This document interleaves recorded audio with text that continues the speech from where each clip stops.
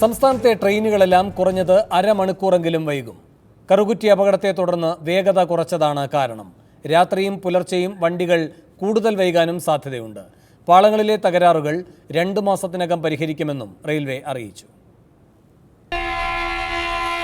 കറുകുറ്റിയിൽ അപകടമുണ്ടാക്കിയതിന് സമാനമായ വിള്ളലുകൾ തിരുവനന്തപുരം ഡിവിഷന് കീഴിൽ മാത്രം 202 സ്ഥലങ്ങളിൽ റിപ്പോർട്ട് ചെയ്യപ്പെട്ടതിനെ തുടർന്നാണ് തീവണ്ടികളുടെ വേഗം കുറയ്ക്കാൻ റെയിൽവേ തീരുമാനിച്ചത്. തീവണ്ടികളുടെ യാത്രാദൈർഘ്യത്തിൽ 30 മിനിറ്റ് വരെ താമസമുണ്ടാകുമെന്ന് Thiruvananthapuram railway division senior commercial manager Sudheesh VS Mathrubhumi ന്യൂസിനോട് പറഞ്ഞു.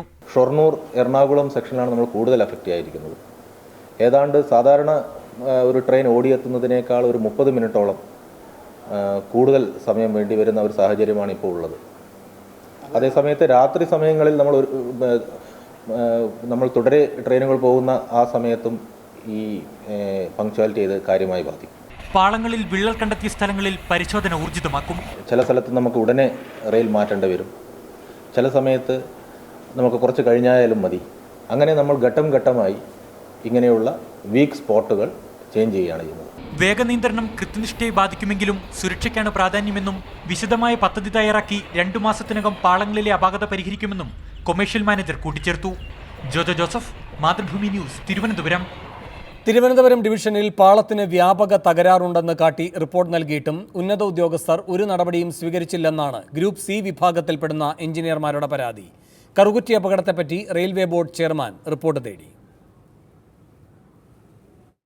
കറുകുറ്റി അപകടത്തിലെ വീഴ്ചയെ ചൊല്ലി ഉന്നത ഉദ്യോഗസ്ഥരും കീഴുദ്യോഗസ്ഥരും തമ്മിലുള്ള തർക്കമാണ് റെയിൽവേ അടിയന്തരമായി തീവണ്ടികൾക്ക് വേഗനിയന്ത്രണം ഏർപ്പെടുത്താനുണ്ടായ കാരണം. കറുകുറ്റി ഉൾപ്പെടുന്ന തിരുവനന്തപുരം ഡിവിഷന് കീഴിൽ പാളത്തിൽ 202 വിള്ളൽ ഉൾപ്പെടെയുള്ള തകരാർ കണ്ടെത്തി തങ്ങൾ നേരത്തെ റിപ്പോർട്ട് ചെയ്തിരുന്നതായാണ് റെയിൽവേയിലെ ഗ്രൂപ്പ് C വിഭാഗം എഞ്ചിനീയർമാർ പറയുന്നത്. പക്ഷേ പുതിയ പാളങ്ങളുടെയും മറ്റും ലഭ്യതക്കുറവ് ചൂണ്ടിക്കാട്ടി ചെറിയ തോതിലുള്ള അറ്റകുറ്റപ്പണി ചെയ്താൽ മതിയെന്ന് ഉന്നത ഉദ്യോഗസ്ഥർ ആവശ്യപ്പെട്ടു. വേഗനിയന്ത്രണത്തിന് ശുപാർശ ചെയ്യരുതെന്നും അവർ പറഞ്ഞു. അതുപ്രകാരം തങ്ങൾ പ്രവർത്തിച്ചെങ്കിലും കറുകുറ്റി അപകടമുണ്ടായപ്പോൾ പെർമനന്റ് വേ ഇൻസ്പെക്ടറുടെ തലയിൽ കുറ്റം കെട്ടിവെച്ച് രക്ഷപ്പെടാനാണ് ഉന്നത ശ്രേണിയിലുള്ള എഞ്ചിനീയർമാർ ശ്രമിച്ചതെന്ന് ഇവർ പറയുന്നു. ഈ സാഹചര്യത്തിൽ ഇനി വിട്ടുവീഴ്ച ചെയ്യേണ്ടെന്നും സുരക്ഷ മുൻനിർത്തി അടിയന്തരമായി തീവണ്ടികൾക്ക് വേഗനിയന്ത്രണം ഏർപ്പെടുത്തണമെന്നും കീഴുദ്യോഗസ്ഥർ നിർദ്ദേശിച്ചു. വേഗനിയന്ത്രണത്തിന് ശുപാർശ ചെയ്യാനുള്ള അധികാരം ഗ്രൂപ്പ് C വിഭാഗം എഞ്ചിനീയർമാർക്കാണ്. ഇതോടെ ഈ ആവശ്യം റെയിൽവേ അംഗീകരിക്കുകയായിരുന്നു. എറണാകുളം ഷൊർണൂർ റൂട്ടിലെ 15 ആദ്യഘട്ടത്തിൽ വേഗനിയന്ത്രണം ഏർപ്പെടുത്തിയിരിക്കുന്നത്. അതിനിടെ കറുകുറ്റി അപകടത്തെക്കുറിച്ച് അന്വേഷിക്കുന്ന ഉന്നത ഉദ്യോഗസ്ഥ സമിതി കൊച്ചിയിൽ തെളിവെടുപ്പ് നടത്തി. ജീവനക്കാരിൽ നിന്നും പൊതുജനങ്ങളിൽ നിന്നും സംഘം തെളിവുകൾ ശേഖരിച്ചു. എസ് രാഗിൻ, മാതൃഭൂമി ന്യൂസ്, കൊച്ചി.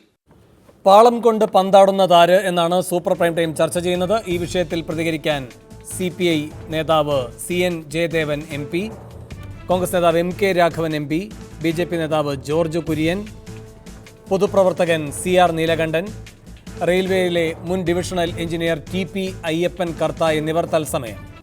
അല്പസമയത്തിനകം റെയിൽവേ എഞ്ചിനീയേഴ്സ് ഫെഡറേഷന്റെ പ്രതിനിധി സരിത് കുമാർ, റെയിൽവേയുടെ ചുമതലയുള്ള മന്ത്രി G സുധാകരൻ, RSP നേതാവ് NK പ്രേമചന്ദ്രൻ MP എന്നിവരെ ടെലിഫോൺ ലൈനിലും പ്രതീക്ഷിക്കുന്നു.